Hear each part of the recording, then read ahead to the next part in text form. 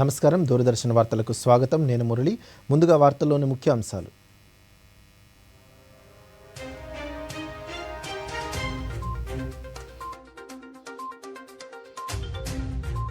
ప్రధాని మోదీకి రష్యా అధ్యక్షుడి ఫోన్. ఉగ్రవాదంపై పోరులో భారత్కు అండగా ఉంటామన్న వ్లాదిమిర్ పుతిన్. తెలంగాణలో కేంద్ర మంత్రి నితీష్ గడ్కరీ పర్యటన. 3,900 కోట్ల రూపాయల జాతీయ రహదారులకు శంకుస్థాపన, ప్రారంభోత్సవాలు. విజయవాడ విశాఖపట్నం మధ్య జూన్ 1 నుంచి ఉదయపు విమాన సేవలు పునఃప్రారంభం.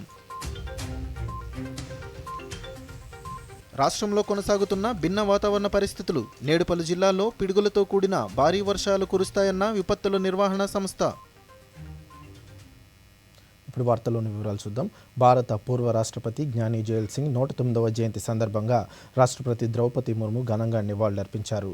న్యూఢిల్లీలోని రాష్ట్రపతి భవన్లో జ్ఞాని జైల్ సింగ్ చిత్రపటానికి పుష్పాంజలి ఘటించారు. పంజాబ్లోని ఫరీద్కోట్ జిల్లాలో 1916వ సంవత్సరం మే 5న జన్మించిన జ్ఞాని జైల్ సింగ్ 1982 నుండి 1987 వరకు దేశానికి 7వ రాష్ట్రపతిగా బాధ్యతలు నిర్వర్తించారు.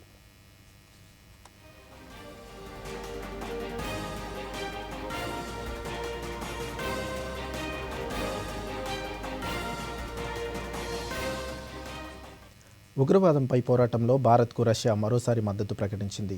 ఆ దేశ అధ్యక్షుడు వ్లాదిమిర్ పుతిన్ నేడు ప్రధానమంత్రి నరేంద్ర మోదీతో టెలిఫోన్లో సంభాషించారు. ఇరువురు నేతల మధ్య సంభాషణ విశేషాలను విదేశాంగ మంత్రిత్వ శాఖ ప్రతినిధి రణబీర్ జైస్వాల్ సామాజిక మాధ్యమంలో తెలిపారు.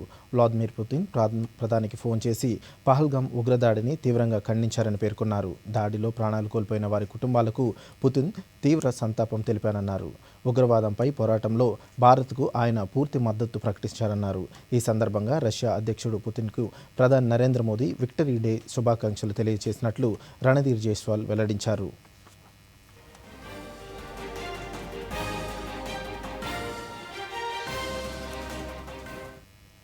ఆంధ్రప్రదేశ్లో ప్రజల సంతృప్తే లక్ష్యంగా కూటమి ప్రభుత్వం పనిచేస్తుందని రాష్ట్ర సమాచార పౌర సంబంధాల శాఖ మంత్రి కొలుసు పార్థసారథి తెలిపారు.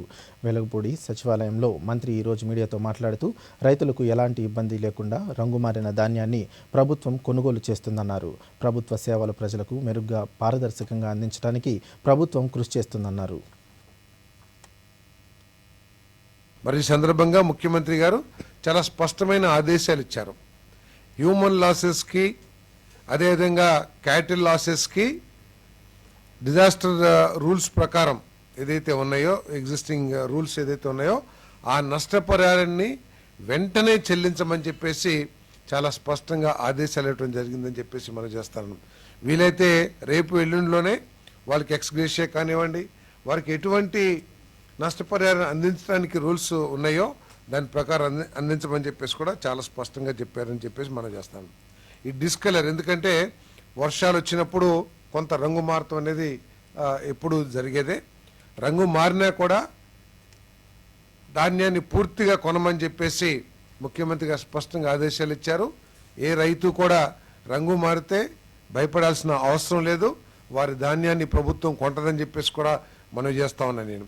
ఒకవేళ లాస్, ఈ వర్షాల మూలంగా లాస్ తక్కువ ఉంటే గనక అది రాష్ట్ర ప్రభుత్వమే భరిస్తుందని చెప్పేసి, అదేవిధంగా పెద్ద ఎత్తున నష్టం ఏదైనా జరిగి ఉంటే గనక ఈ డిస్కలర్ ద్వారా కానీ వేరే ద్వారా కేంద్ర ప్రభుత్వ సహకారం కూడా తీసుకుని నష్టపరిహారాన్ని అందిద్దామని చెప్పేసి ముఖ్యమంత్రి గారు చెప్పారు. కాబట్టి రైతులకి ఇటీవల బంగాళాఖాతంలో జరిగిన 5 వేరువేరు సంఘటనల్లో తమిళనాడుకు చెందిన 24 మంది భారతీయ మత్స్యకారులకు సంబంధించిన సంఘటనలు తీవ్ర ఆందోళన కలిగిస్తున్నాయని ఆంధ్రప్రదేశ్ ఉప ముఖ్యమంత్రి కె పవన్ కళ్యాణ్ సామాజిక మాధ్యమంలో పేర్కొన్నారు. నాగపట్నం జిల్లాకు చెందిన ఈ మత్స్యకారులు సముద్రంలో జరిగిన ఘర్షణల కారణంగా ఇబ్బందులు ఎదుర్కొన్నారని, గాయపడ్డారన్నారు. భారత్, శ్రీలంక ప్రభుత్వాలు పరస్పర సహకార స్ఫూర్తితో ఈ సమస్యలను పరిష్కరించడానికి నిర్మాణాత్మక చర్చలు చేయడం అత్యవసరమని భావిస్తున్నట్లు తెలిపారు. ఇరువైపులా మత్స్యకారుల భద్రత, గౌరవాన్ని నిలబెట్టడానికి నిరంతర ప్రయత్నాలు చేయాలని విజ్ఞప్తి చేస్తున్నట్లు పవన్ కళ్యాణ్ పేర్కొన్నారు.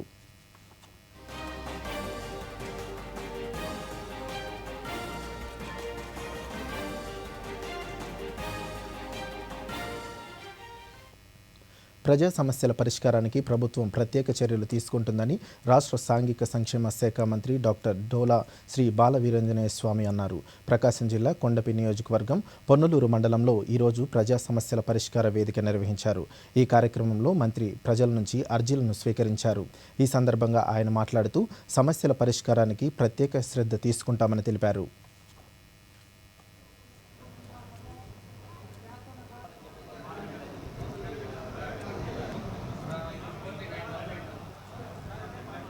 ఎక్కువ సమస్యల పరిష్కారానికి చొరవ చూపడం జరిగింది. అధికారులు కూడా వీలైనంత ఎక్కువ పరిష్కరించే దిశగా చర్యలు తీసుకుంటా ఉన్నారు. ఈరోజు ఆర్డీఓ గారు చెప్తూ దాదాపు 50 జాయింట్ కలెక్టర్ గారికి ప్రపోజల్స్ పెడుతున్నాం, ప్రత్యేకంగా మాట్లాడి క్లియర్ చేస్తూ ఉన్నారు. ఈరోజు పొన్నలూరులో తీసుకున్న విషయాల్లో హౌస్ సైట్స్, అదేవిధంగా ముఖ్యంగా అగ్రహారం వైపు సెంటర్లోకి వచ్చేసరికి ఉన్నటువంటి భూములు ఒకళ్ళ భూములు ఇంకొకళ్ళ మీద ఇర్రెగ్యులర్గా మ్యుటేషన్ చేసేసి వాటిని అసలు కులాలతో సంబంధం లేకుండా అనువంశికం అని చెప్పుకుంటూ వీరొక్క కులము వారొక్క కులం తెలిసిన అనువంశం అని చెప్పేసి డాక్యుమెంట్స్ని 4-5 సంవత్సరాల క్రితం మార్చేసి అక్రమంగా రిజిస్ట్రేషన్ చేసినటువంటివి కూడా వచ్చాయి. తర్వాత గయాల్ భూముల్లో ఉన్నటువంటి వాళ్ళకి పట్టాల కోసం కూడా వచ్చి ఇది ప్రభుత్వం. విజయవాడ విశాఖపట్నం మధ్య ఉదయపు విమాన సేవలు జూన్ 1 నుండి పునఃప్రారంభిస్తున్నట్లు కేంద్ర పౌర విమానయాన శాఖ మంత్రి కింజారపు రామ్మోహన్ నాయుడు తెలిపారు. విజయవాడ నుండి ఉదయం 7:15 బయలుదేరి 8:25 విశాఖపట్నం చేరుకుంటుంది అని తెలిపారు. విశాఖ నుంచి 8:45 బయలుదేరి 9:50 విజయవాడ చేరుకుంటుందని తెలిపారు. ప్రాంతీయ విమాన కనెక్టివిటీ బలోపేతం చేయడం, అభివృద్ధి చెందుతున్న నగరాల మధ్య వేగవంతమైన రవాణా సౌకర్యాన్ని కల్పించడం తమ మంత్రిత్వ శాఖ ప్రధాన లక్ష్యమని మంత్రి పేర్కొన్నారు. రాష్ట్రాభివృద్ధి, ప్రయాణికుల అవసరాలను దృష్టిలో పెట్టుకుని ఈ కీలక సర్వీసులను తిరిగి అందుబాటులోకి తీసుకువచ్చినట్లు కేంద్ర మంత్రి తెలిపారు.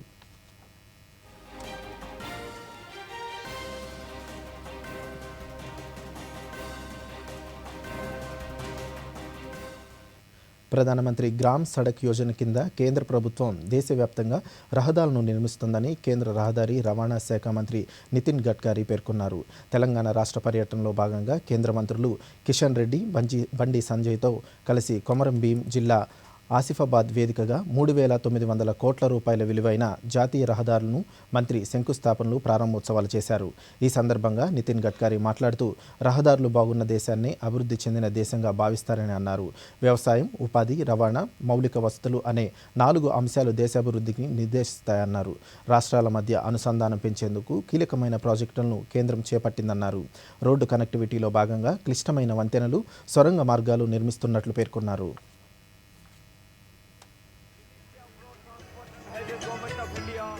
बहनों और भाइयों, किसी भी राज्य के विकास में 4 चीजें जरूरी है: water, power, transport and communication. जहां 4 चीजें होती है वहां उद्योग व्यवसाय आता है। जहां 4 चीजें होती है वहां उद्योग, व्यापार, व्यवसाय, एक्सपोर्ट बढ़ता है। जहां 4 चीजें होती है वहां खेती का और गांवों का विकास होता है और वो राज्य समृद्ध और संपन्न होता है।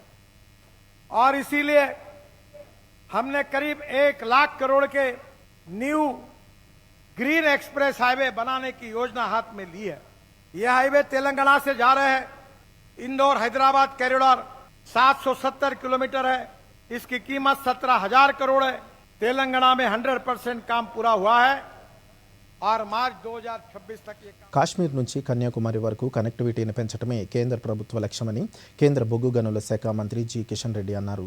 తెలంగాణలో జాతీయ రహదారుల విస్తరణ 5,000 కిలోమీటర్లు దాటిందని చెప్పారు. కొమరం భీం, ఆసిఫాబాద్ జిల్లా కాగజ్నగర్లో కేంద్ర మంత్రి నితిన్ గడ్కరీ అభివృద్ధి పనులకు శంకుస్థాపన, ప్రారంభోత్సవాలు చేసిన కార్యక్రమంలో కిషన్ రెడ్డి మాట్లాడుతూ జాతీయ రహదారుల విస్తరణ వల్ల రోడ్డు ప్రమాదాలు, ప్రయాణ సమయం భారీగా తగ్గాయన్నారు.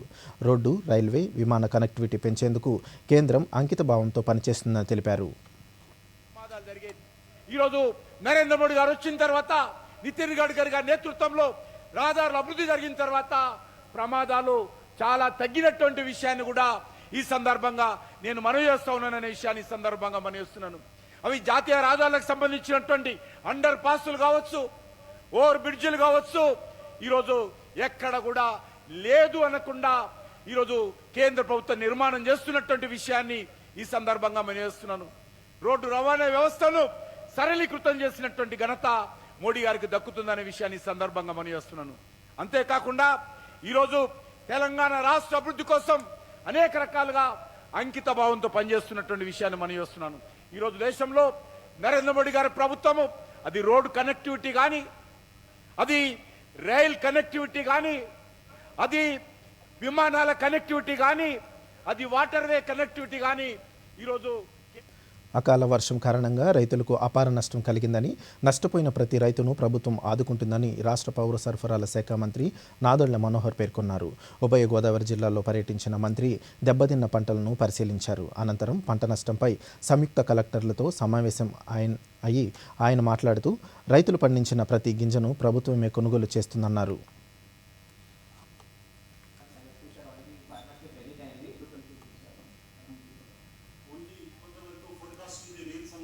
సుమారు 3,000 కోట్ల రూపాయలు రబీ మాసంలో ధాన్యం కొనుగోలు చేసే పరిస్థితిలో అకాల వర్షాల వల్ల రైతుల్లో కొంచెం ఆందోళన, క్షేత్రస్థాయిలో ఇబ్బందికరమైన పరిస్థితి రైతుల్లో చాలా స్పష్టంగా కనపడింది. గౌరవ శాసనసభ్యులు కోనసీమ జిల్లా నుంచి, కాకినాడ జిల్లా నుంచి, అదేవిధంగా తూర్పుగోదావరి జిల్లా నుంచి కూడా రైతులు ఎదుర్కొన్న సమస్యలపైన, మిల్లర్లో కూడా ఉన్న అపోహాల గురించి కొంతవరకు సమాచారం ఇంకా స్పష్టత రావాలని కోరినాక ఈరోజు ఈ సమావేశంలో కొన్ని ముఖ్యమైన నిర్ణయాలు తీసుకున్నాం. ముందుగా మిల్లర్కి వెసులుబాటు కల్పించే విధంగా బ్యాంక్ గ్యారంటీలు 1:2కి మొత్తం 3 జిల్లాల్లో కూడా మనం పెంచడం జరిగింది. తద్వారా ధాన్యం కొనుగోలు వేగవంతంగా జరిగేటట్టు ఒక మంచి నిర్ణయం తీసుకున్నాం అనేది బీసీల హక్కులను పరిరక్షించేందుకు ప్రధానమంత్రి నరేంద్ర మోదీ ప్రభుత్వం తీసుకున్న కులగణన నిర్ణయం చారిత్రాత్మకమని బీజేపీ రాష్ట్ర క్రమశిక్షణా సంఘం చైర్మన్ పాకా సత్యనారాయణ తెలిపారు. విజయవాడలో ఈరోజు ఆయన మీడియాతో మాట్లాడుతూ కేంద్ర జాబితా, రాష్ట్ర జాబితా, ఉమ్మడి జాబితా ఆధారంగా గణాంకాలు చేయడం వలన మంచి ఫలితాలు ఉంటాయన్నారు. అంబేద్కర్ రచించిన రాజ్యాంగంలో బీసీలకున్న హక్కులను సైతం Congress విస్మరించిందన్నారు. Because of the non-categorization and not having a census calculating regarding to their casteism, there was a huge losses sustained to them by virtue of the constitutional divided profits and other rights because of the lapses on the part of census which has been not conducted for so many years. There was an uproar in the backward classes, and under the able leadership of Sri Narendra Modi ji, it has been fulfilled today by way of taking an opinion by the government of India to conduct the caste census across India so that they can easily identify the number of castes. రాష్ట్ర వ్యాప్తంగా జిల్లా కలెక్టరేట్లలో ప్రజా పరిష్కార వేదిక కార్యక్రమం నిర్వహించి ప్రజల నుంచి అర్జీలను స్వీకరించారు. వివిధ జిల్లాల్లో జరిగిన ప్రజా పరిష్కార వేదిక విశేషాలను ఇప్పుడు చూద్దాం. అన్నమయ్య జిల్లా రాయచోటి కలెక్టరేట్లో ఏర్పాటు చేసిన ప్రజా పరిష్కార వేదికలో జిల్లా collector Chamakuru Sridhar, joint collector Adarsh Rajendran ప్రజల నుంచి వినతులు స్వీకరించారు. అధిక సంఖ్యలో ప్రజలు తరలివచ్చి వారి సమస్యల వినతి పత్రాలను అధికారులకు సమర్పించారు. శ్రీ సత్యసాయి జిల్లా పుట్టపర్తి కలెక్టరేట్ కార్యాలయంలో ప్రజా సమస్యల పరిష్కార వేదిక నిర్వహించారు. ఇందులో జాయింట్ కలెక్టర్ అభిషేక్ కుమార్ ప్రజల నుంచి వినతి పత్రాలు స్వీకరించారు. ప్రజలు పలు సమస్యలపై కలెక్టరేట్లో వినతి పత్రాలు అందించారు. ఈ సందర్భంగా అభిషేక్ కుమార్ మాట్లాడుతూ ప్రజా సమస్యలను త్వరితగతిన పరిష్కరించాలని ఆదేశించారు. ఆదోని సబ్ కలెక్టర్ కార్యాలయంలో సబ్ కలెక్టర్ మౌర్య భరద్వాజ్ ప్రజల నుంచి వినతి పత్రాలు స్వీకరించారు. ఈ సందర్భంగా ఆయన దూరదర్శన్తో మాట్లాడుతూ అర్జీల రూపంలో వచ్చే రెవెన్యూ సమస్యలను వెంటనే పరిష్కరిస్తున్నామని తెలిపారు. ఈరోజు ఆదోని డివిజన్లో మనకి పీజీఆర్ఎస్ ప్రజా సమస్య పరిష్కార వేదిక కార్యక్రమం జరగడం జరిగింది. సో అందులో భాగంగా మనకి డివిజన్లో అన్ని మండలాల నుండి కూడా వివిధ సమస్యల మీద అర్జీలు రావడం జరిగింది.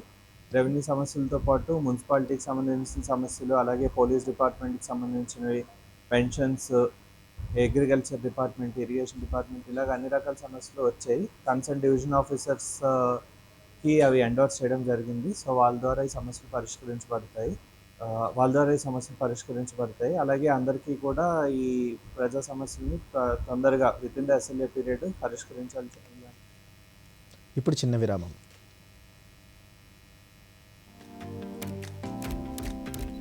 Oh lovely, well done. ఇప్పుడు ఇక పెద్ద స్టూడియో, కొత్త కెమెరా, కొత్త లైట్స్, పనిలో పని కొత్త కార్ కూడా తీసుకో, అదే లోన్తో. నో, లోన్ ఏ పని కోసం తీసుకున్నావో దానికే వాడుకో. టైంకి ఈఎంఐ చెల్లించండి, క్రెడిట్ స్కోర్ పెంచుకోండి, ఇంకోసారి లోన్ సులభంగా పొందండి. కార్ వద్దంటే కనీసం నా ఫోటోనైనా తీ. మీరెవరు? ఆర్బీఐ అంటోంది, పొదుపు చేసే వనిత సాధిస్తుంది ఘనత. వార్తలకు తిరిగి స్వాగతం.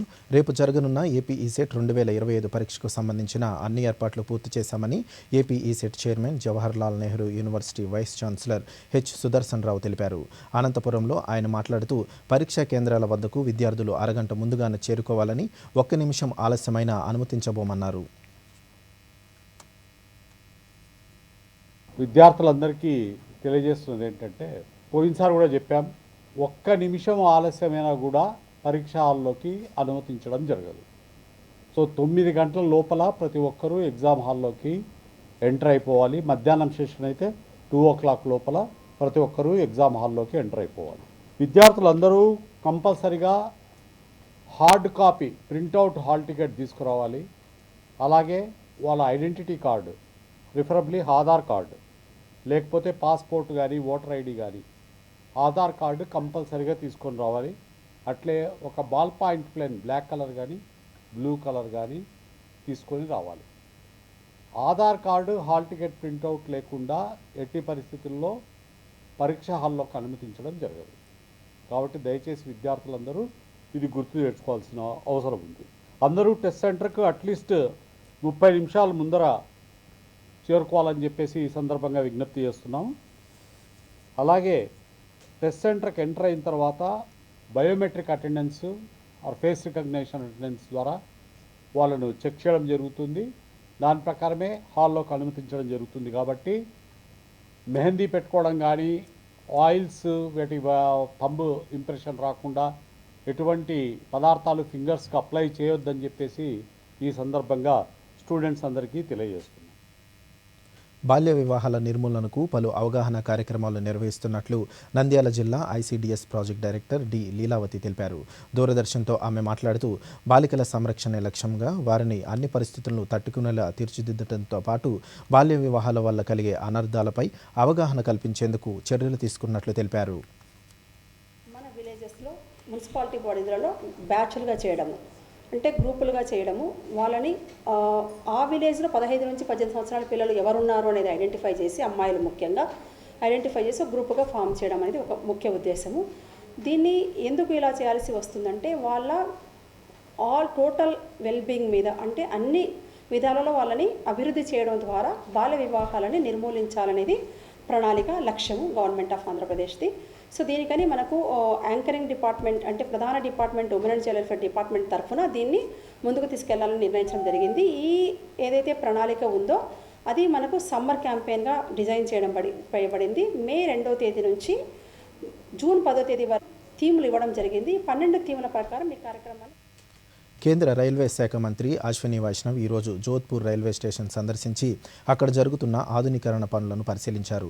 ఈ సందర్భంగా ఆయన మాట్లాడుతూ ప్రధానమంత్రి నరేంద్ర మోదీ దూరదృష్టితో ప్రజలకు అవసరమైన మౌలిక వసతులను కల్పించడంపై ఎక్కువ దృష్టి సారించారన్నారు. జోధ్పూర్ రైల్వే స్టేషన్లో ప్రపంచ స్థాయి వసతులను కల్పించి ఆధునీకరణ పనులు చేపట్టామన్నారు.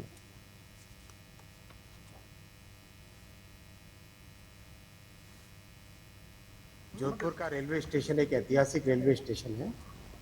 इस ऐतिहासिक धरोहर को मेंटेन करते हुए इसका वर्ल्ड क्लास डेवलपमेंट का काम प्रधानमंत्री श्री नरेंद्र मोदी जी ने स्वीकृत किया है।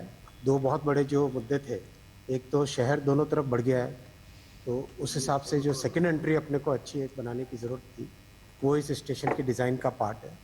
दूसरा, ट्रैफिक से एक तरीके से थोड़ा ट्रैफिक से रिलीफ मिले, इसके लिए एंट्री के टाइम में एक एलिवेटेड रोड का प्रस्ताव है। बहुत सारी पार्किंग की स्पेस बन रही है और एक बहुत अच्छा जो कॉन्कोर्स बनेगा, रूफ प्लाजा बनेगा, जिस पे अपने पैसेंजर्स आराम से बैठ सके, भोजन कर सके और यहाँ के जो लोकल अपने प्रोडक्ट्स हैं वो सब चीज़ें यहाँ। వేసవి సెలవుల్లో విద్యార్థులు సెల్ ఫోన్లు టీవీలతో కాలక్షేపం చేయకుండా సమగ్ర శిక్ష అభియాన్ నిర్వహిస్తున్న వేసవి ఉచిత శిక్షణ శిబిరాలు విద్యార్థులకు ఎంతగానో ఉపయోగపడుతున్నాయి. తెలంగాణ రాష్ట్ర ప్రభుత్వం ప్రభుత్వ పాఠశాలలో ఉచిత వేసవి శిక్షణ శిబిరాన్ని ఈ నెల 5 నుండి 21 వరకు నిర్వహిస్తుంది. ఇందులో భాగంగా భద్రాద్రి కొత్తగూడెం జిల్లా పాల్వంచ పిఎం శ్రీ జిల్లా పరిషత్ బాలకోన్నత పాఠశాలలో ఉచిత వేసవి శిక్షణ శిబిరం ఉదయం 8 గంటల నుంచి 11 గంటల వరకు 6వ తరగతి నుంచి 9వ తరగతి చదివే విద్యార్థులకు క్రీడలు, నృత్యాలు, యోగా, కోలాటం, మార్షల్ ఆర్ట్స్, చిత్రలేఖనంపై శిక్షణ ఇస్తున్నారు.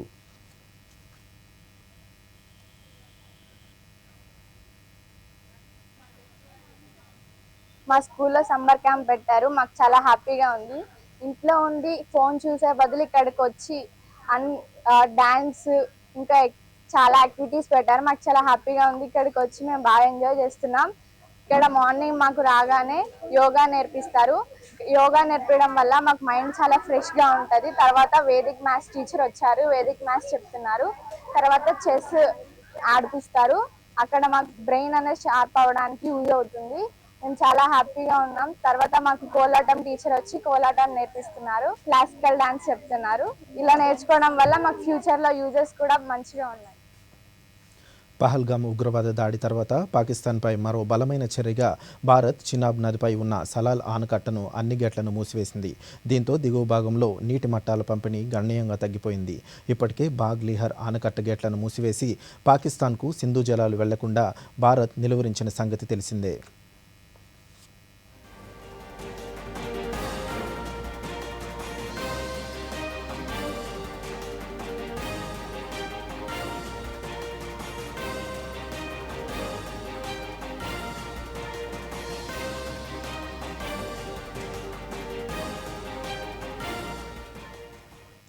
పహల్గామ్ ఉగ్రదాడి తర్వాత జమ్మూ కాశ్మీర్లోని బదర్వాహ్ ప్రాంతంలో పర్యాటక రంగం పూర్తిగా స్తంభించిన వేళ డీడీ న్యూస్ కథనాలను కేంద్ర శాస్త్ర సాంకేతిక శాఖ మంత్రి జితేంద్ర సింగ్ తన సోషల్ మీడియా ఖాతాల్లో పంచుకోవడంతో బదర్వాహ్ మళ్లీ సురక్షిత పర్యటన గమ్యస్థలంగా మారింది.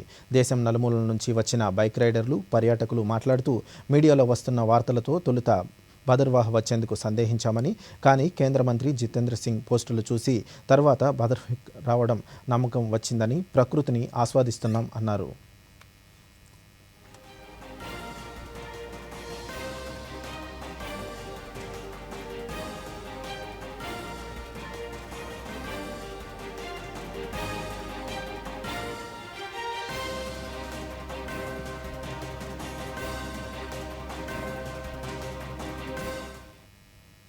ప్రస్తుతం దేశవ్యాప్తంగా తీవ్ర వేసవి ఉష్ణోగ్రతలు కొనసాగుతున్నాయి.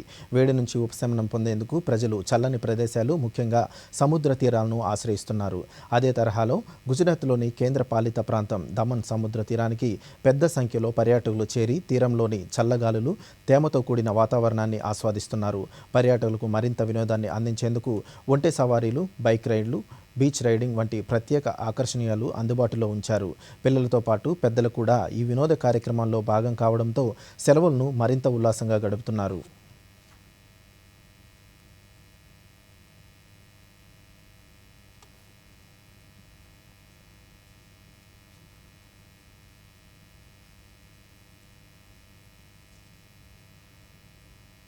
અને અમે લોકો અહીંયા હોર્સ રાઇડ કરી, કેમલ રાઇડ કરી, બાઇક રાઇડિંગ કર્યું. અહીંયા દરિયા કિનારે જે મકાઈની ભેલ, મમરાની ભેલ, બધી જ મજા માણીએ છીએ.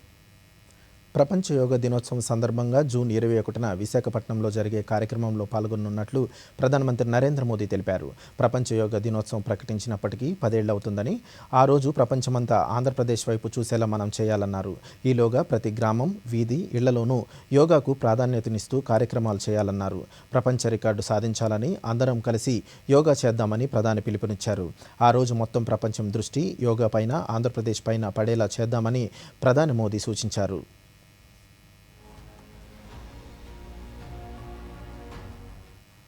आंध्र की सरकार का और आंध्र के लोगों का आभारी हूं कि आपने अंतर्राष्ट्रीय योग दिवस के लिए देश का प्रमुख कार्यक्रम आंध्र में करने के लिए निमंत्रण दिया.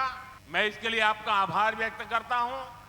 और जैसा आपने कहा है, मैं स्वयं भी 21 जून को आंध्र के लोगों के साथ योग करूंगा और दुनिया का एक कार्यक्रम यहां पर होगा. इस कार्यक्रम का महत्व इसलिए भी है कि अंतर्राष्ट्रीय योग दिवस का 10 साल की यात्रा का ये 10वीं साल का महत्वपूर्ण पड़ाव है। पूरे विश्व में योग के प्रति एक आकर्षण है। इस बार पूरी दुनिया 21 जून को आंध्र की तरफ देखेगी और मैं चाहूंगा कि आने वाले 50 दिन पूरे आंध्र में योग को लेकर के एक जबरदस्त वातावरण बने, स्पर्धाएं हो और वर्ल्ड रिकॉर्ड करने का काम आंध्र प्रदेश करके पूरी दुनिया को चकित कर दे। జమ్మూ కాశ్మీర్లోని పూంచ్లో ఉగ్రవాదుల స్థావరం బయటపడింది. ఆ ఉగ్రవాదుల స్థావరంలో భారీగా ఐఈడీలతో పాటు మరికొన్ని వస్తువులు లభించాయి. Indian army, Jammu Kashmir police special operation group సంయుక్త పూంచ్ జిల్లాలోని మరోటో గ్రామంలో సెర్చ్ ఆపరేషన్ నిర్వహించగా ఉగ్ర స్థావరం బయటపడింది. 5 ఐఈడీలు, వైర్లెస్ సెట్లు, ఉగ్రవాదుల దుస్తులను భద్రతా దళాలు స్వాధీనం చేసుకున్నాయి. పహల్గామ్ ఉగ్రదాడి తర్వాత నుంచి భద్రతా దళాలు సెర్చ్ ఆపరేషన్లు ముమ్మరం చేశాయి.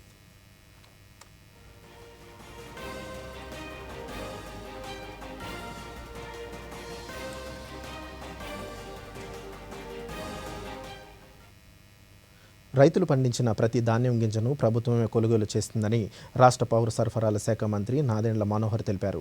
కాకినాడ జిల్లా జగ్గంపేట మండలం కాట్రావులపల్లిలో తడిచిన ధాన్యాన్ని మంత్రి ఈరోజు పరిశీలించారు. అనంతరం మంత్రి మీడియాతో మాట్లాడుతూ ఈ రబీలో 59,000 మెట్రిక్ టన్నులు కొనసాగ చేశామని, రైతులు ఏమాత్రం అధైర్యపడొద్దని అన్నారు. ధాన్యం కొనుగోలులో నిర్లక్ష్యం వహించిన అధికారులపై కఠిన చర్యలు తీసుకుంటామని హెచ్చరించారు. కొనుగోలు కేంద్రాల్లో కూడా ఇప్పుడు వరకు మనం 118 కోట్ల రూపాయల ధాన్యం కొనుగోలు చేశాం.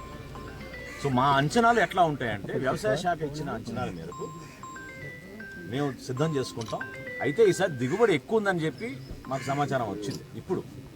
సో దిగుబడి ఎక్కువ వచ్చింది కాబట్టి రైతులు సహజంగానే గోతాలు ఎక్కువ అడుగుతున్నారు. గోతాల కొరత మాత్రం లేదు. 5 కోట్ల గోతాలు మేము తెప్పించాం. ఖరీఫ్ మాసంలోనే సిద్ధంగా ఉన్నాం. కాకపోతే ప్రతి రైతు సహాయ కేంద్రాల్లో మేము ఎనిమిరేట్ చేసుకుని కరెక్ట్గా మా అంచనాల మేరకు అక్కడ స్థానికంగా ఉన్న పరిస్థితులు మేము అవగాహన తెచ్చుకున్న తర్వాత తప్పకుండా మేము అందిస్తాం. ఎవరైనా దళారులు వచ్చి మోసగించడానికి మిల్లుల తరఫున మాట్లాడితే మాత్రం దయచేసి రైతులను నేను కోరుకునేది మీరు వాళ్ళని ప్రోత్సహించబాకండి. 1-2 రోజులు మీరు ఓపిక పడితే మీకు మంచి ధర ఉంటుంది. ప్రభుత్వమే మీ దగ్గర కనీసం. దేశీయ స్టాక్ మార్కెట్ సూచీలు ఈరోజు లాభాల్లో ముగిశాయి.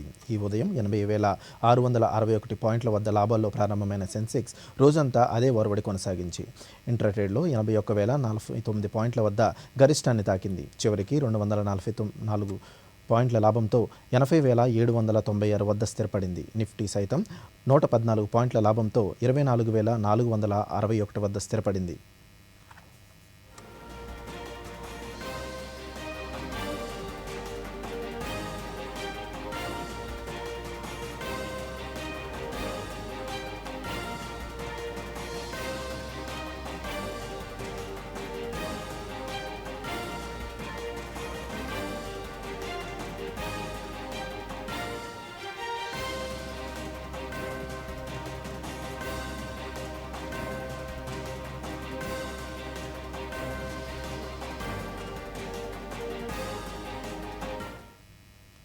రాష్ట్రంలో భిన్నమైన వాతావరణ పరిస్థితులు కొనసాగనున్నట్లు రాష్ట్ర విపత్తుల నిర్వహణ సంస్థ మేనేజింగ్ డైరెక్టర్ రోణంకి కోర్మనాథ్ వెల్లడించారు.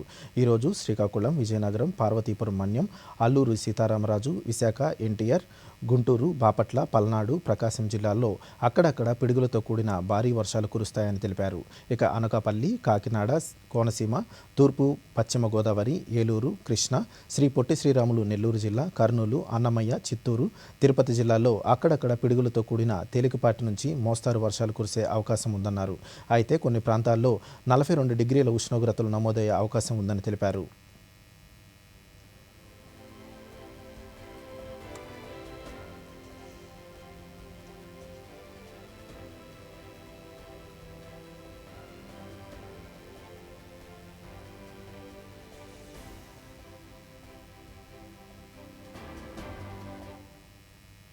వార్తలు ముగించే ముందు ముఖ్యాంశాలు మరోసారి.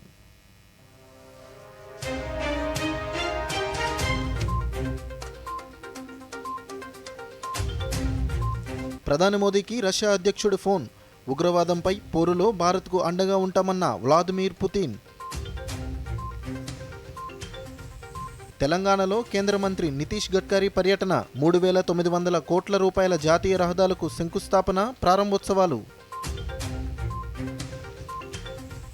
విజయవాడ విశాఖపట్నం మధ్య జూన్ 1 నుంచి ఉదయపు విమాన సేవలు పునఃప్రారంభం. రాష్ట్రంలో కొనసాగుతున్న భిన్న వాతావరణ పరిస్థితులు. నేడు పలు జిల్లాల్లో పిడుగులతో కూడిన భారీ వర్షాలు కురుస్తాయన్న విపత్తుల నిర్వహణ సంస్థ. ఈ వార్తలు ఇంతతో సమాప్తం. నమస్కారం.